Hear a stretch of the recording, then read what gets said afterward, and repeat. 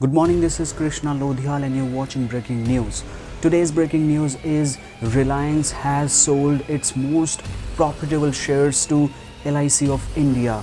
Oh my god, another breaking news is ITC, the ITC company from which we daily use the products like Ashirwad Atta and the Bingo Marangles, that ICE owners also decided to sell their company to LIC of India.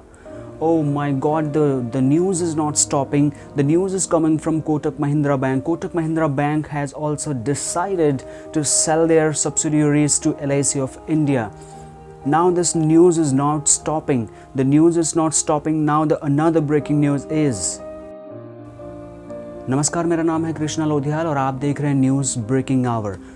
अभी की सबसे बड़ी खबर ये आ रही है कि LIC of India बहुत ही ज़्यादा प्रॉफिटेबल कंपनी बनने जा रही है, क्योंकि LIC ऑफ इंडिया में रिलायंस कंपनी का विलय होने जा रहा है। LIC कंपनी में रिलायंस कंपनी के चेयरमैन अंबानी ने ये डिसाइड किया है कि वो अपनी कंपनी को रिलायंस को LIC को बेच देंगे।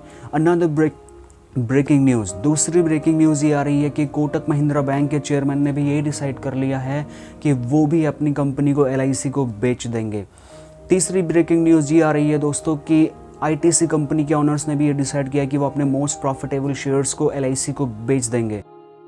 बातों पर न जाएं, अपनी अकल लगाएं। बातों पर न जाएं, अपनी अकल लगाएं। Hey one more time, come on. बातों पर न जाएं, अपनी अकल लगाएं। बातों पर न जाएं, अपनी अकल लगाएं। LIC जा रही है बिकने और LIC का होने जा रहा है निजीकरण। LIC का होने जा रहा है प्राइवेटाइजेशन। नमस्कार दोस्तों, मेरा नाम है Krishna Lodhiyal, financial adviser and your well wisher. दोस्तों, KL फिनसब की तरफ से मैं आज की इस इन्फॉर्मेटिव वीडियो में आपका हार्दिक स्वागत और अभिनंदन करता हूं।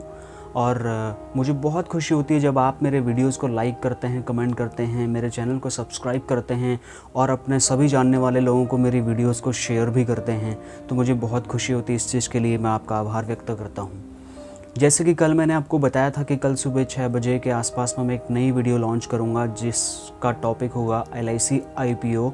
क्या, क्यों LIC बिकने वाली है या LIC किसी को ख़रीदने वाली है? क्यों वॉरेन बफेट, अमेरिका के सबसे दिग्गज, अमेरिका के नहीं वर्ल्ड के सबसे दिग्गज जो निवेशक हैं, जो इन्वेस्टर हैं, वॉरेन बफेट, वो LIC के IPO का वेट क्यों कर रहे हैं? तो इन सभी चीज़ों से पर्दा उठाने के लिए मैं हूँ आपके सामने हाजिर, और वीडियो के अंत तक आपको बने रहना है ताकि आपके दिमाग में चल रहे सारे के सारे सवालों के जवाब मैं यहाँ पर आपको दे सकूँ और ये क्लियर कर पाऊँ कि LIC IPO आखिर है क्या, क्यों है और इसका क्या फ़ायदे हैं, क्या नुकसान है, वो सारी चीज़ें आपको बताता हुआ चलूँगा। तो चलते आगे बढ़ते हैं। दोस्तों, सबसे पहले हमको ये समझने की ज़रूरत है कि LIC ऑफ इंडिया की रेपुटेशन क्या है मार्केट में। रेपुटेशन को लेकर के LIC IPO का बहुत बड़ा रिलेशनशिप है LIC के साथ में IPO को लेकर के। तो मैं बेसिक आपको बताता चलता हूँ। एक बहुत इंपॉर्टेंट चीज़ मैं आपको बताना चाह रहा हूँ।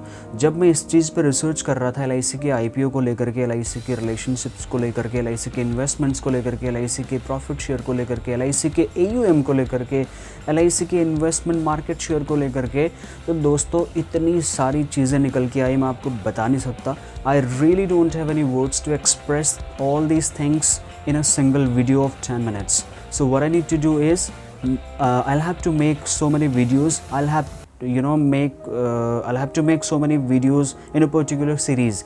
मैं क्या करने वाला हूँ, मैं IPO की एक सीरीज़ आज लेकर के आने वाला हूँ। उसका ये पहला वीडियो आप देख रहे हैं। इसमें कम से कम 10 से 15 वीडियोज़ लॉन्च होंगे आने वाले 10 से 15 दिन तक। हम LIC के IPO के बारे में कवर करने वाले हैं। LIC के IPO की सारी परतें खोलने वाला हूँ आपके सामने, क्योंकि मैं एक फाइनेंशियल एक्सपर्ट हूँ, फाइनेंशियल एडवाइज़र हूँ, IRDA सर्टिफाइड इंश्योरेंस कंसल्टेंट हूँ। तो मुझे पता है क्या क्या चीज़ें हमको कस्टमर को बतानी है ताकि कस्टमर के सारे डाउट्स क्लियर हो जाएं। आप ये डिसाइड कर पाएँ कि LIC के IPO में इन्वेस्ट करना है या नहीं करना है। वो सारी चीज़ों को प्लस और नेगेटिव पॉइंट्स दोनों चीज़ों को मैं आपको बताता चलूँगा। तो चैनल को सब्सक्राइब ज़रूर कर लेना, बहुत फ़ायदे में रहोगे दोस्तों। लाखों करोड़ों का जो है बिज़नेस होने वाला है LIC के अंदर में, आम पब्लिक के द्वारा, नॉर्मल जनरल पब्लिक के द्वारा। तो सबसे पहले बात करते हैं IPO है क्या। IPO होता है इनिशियल पब्लिक ऑफरिंग। मतलब मैं आपको एक एग्जाम्पल की तरीके से समझाने की कोशिश करता हूँ।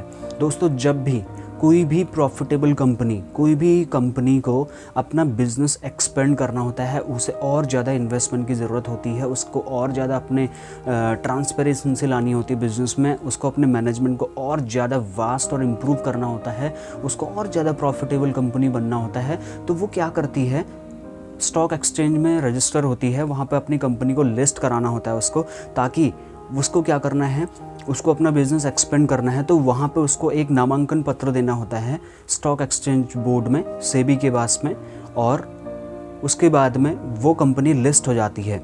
वो एक अपना आवेदन लेकर के आती है, जिस आवेदन को हम इनिशियल पब्लिक ऑफ़र बोलते हैं। इनिशियल स्टेज में जो ऑफ़र लेकर के आती है एक particular share of rate of interest, rate of shares के साथ में, उसको हम आईपीओ बोलते हैं। तो इनिशियल पब्लिक ऑफरिंग मतलब पब्लिक को ऑफ़र किया जाने वाला एक ऐसा इनिशियल शेयर का प्राइस जिसको लेकर के लोग उस कंपनी की कुछ परसेंट की हिस्सेदारी अपने नाम पे खरीद सकते हैं।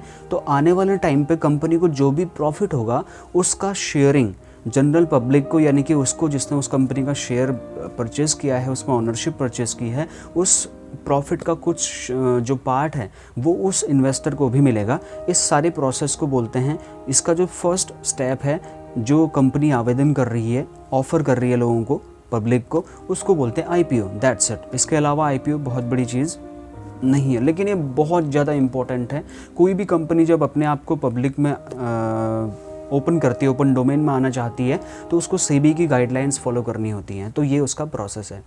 अब बात करते हैं, हमने अभी तक समझा आईपीओ है क्या। अब बात करता हूँ ये आईपीओ लाने की ज़रूरत क्यों पड़ रही है भैया एलआईसी के साथ में।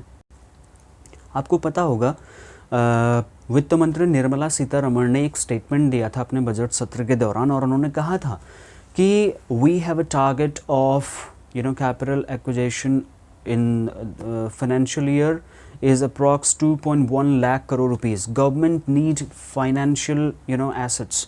सरकार को पैसा चाहिए कंट्री की ग्रोथ करने के लिए, लेकिन उसके कुछ ऑप्शंस लिमिटेड हैं इस टाइम पे, क्योंकि जब 1991 में लिबरलाइजेशन, प्राइवेटाइजेशन, ग्लोबलाइजेशन को इंट्रोड्यूस किया गया था, डॉक्टर मनमोहन सिंह उस टाइम पे फाइनेंस मिनिस्टर थे, तो वो इस नए कॉन्सेप्ट के साथ आए थे। उसकी शुरुआत एक्चुअली में 1991 में डॉक्टर मनमोहन सिंह जी के द्वारा हो चुकी थी।